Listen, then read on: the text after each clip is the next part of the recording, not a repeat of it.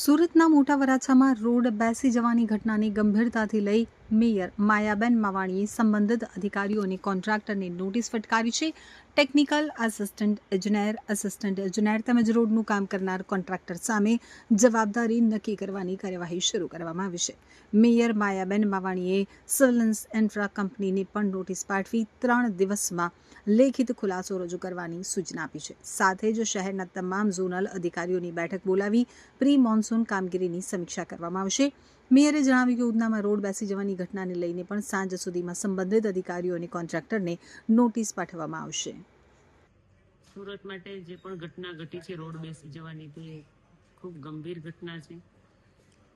કાલે મોટા વરાછામાં જે માટી ઘસી જવાથી જે ઘટના બની અને જે રોડ બેસી ગયો, તેના માટે સિંચાઈઓને લેટર ગયા વર્ષે પણ આપેલા અને આ વર્ષે પણ મૌખિક વાત કરી છે કે વહેલી તકે સિંચાઈ અને મહાનગરપાલિકાના અધિકારીઓ સાથે સંકલન થાય અને સિંચાઈને જો પાળો બાંધવામાં આવશે તો સિંચાઈ વહેલી તકે પાળો બાંધી આપે, અને જો અમારે પાળો બાંધવાનો હોય તો અમે વહેલી તકે પાળો બાંધી અને ફરીવાર આ ઘટના ન ઘટે તે માટેની તકેદારી લઈશું. ઉધનામાં પણ જે આજે સવારે ઘટના ઘટી છે તેમાં પણ જે તે એજન્સી જવાબદાર હશે કે જે પણ અધિકારી જવાબદાર હશે તેના પર કડક કાર્યવાહી કરવામાં આવશે.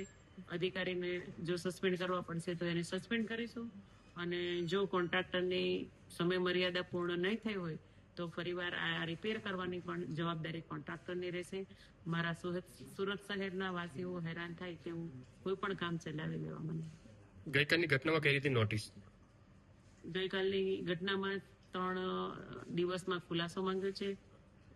કાર્યપાલ ઇજનેર અને જે તે એજન્સી પાસે આ 3 નોટિસો આપી અને 3 દિવસમાં વહેલી તકે ખુલાસો આપે એવી નોટિસ એને આપવામાં આવી છે.